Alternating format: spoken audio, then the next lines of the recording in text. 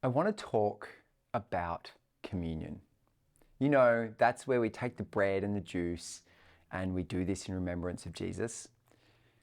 When I was a young child, I remember my little sister getting so upset with my parents because they got food during church.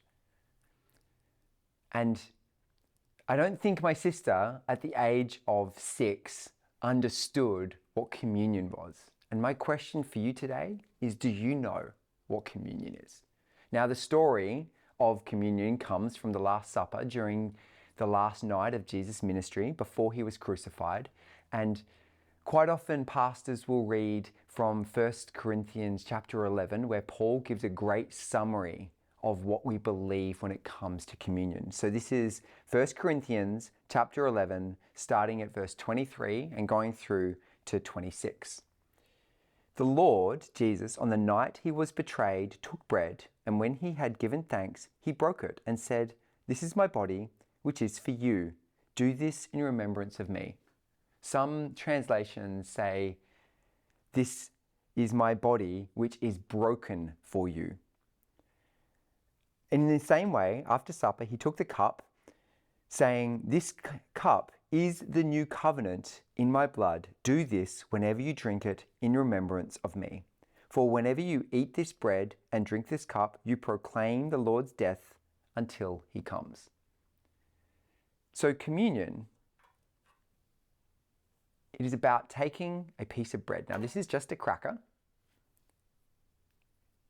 and you break the bread. You break it because Jesus' body was broken. And then you take a cup. Now, my cup doesn't have anything in it, but you take a cup and you might put some grape juice in there and you drink from the cup. After you've eaten the bread, you drink from the cup because Jesus' body was broken for us and his blood was poured out as a sacrifice that ratified the new covenant. Jesus said, as we saw in 1 Corinthians, "This cup is the new covenant in my blood." And we eat Jesus' body and we drink his blood, and we do this to remember all that Jesus did. Now, we don't believe that the bread is actually Jesus' body. We believe it's a symbol of Jesus' body. And we don't believe that the cup is Jesus' blood. It's a symbol of Jesus' blood.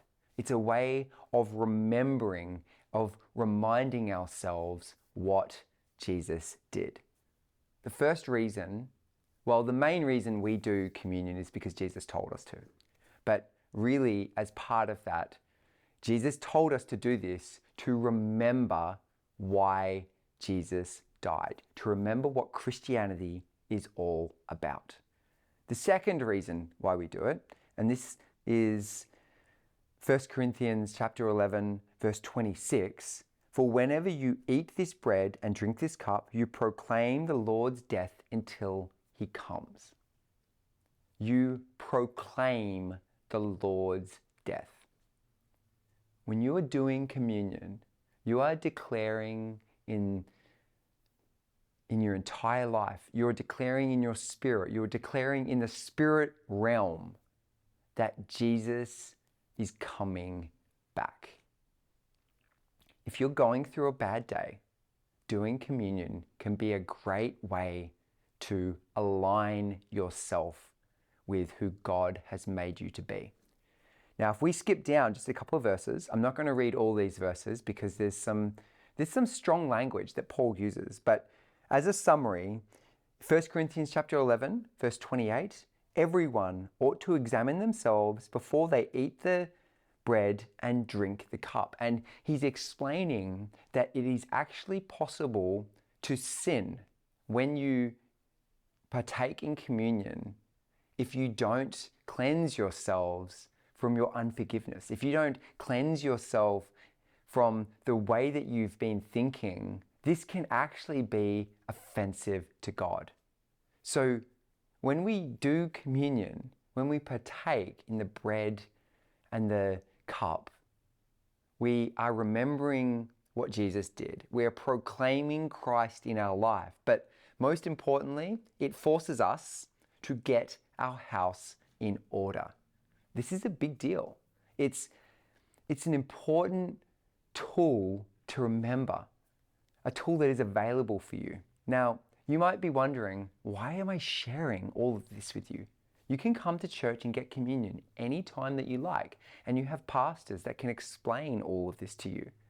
Well, the reason why I'm sharing this with you is because you don't only need to take communion when you're at church.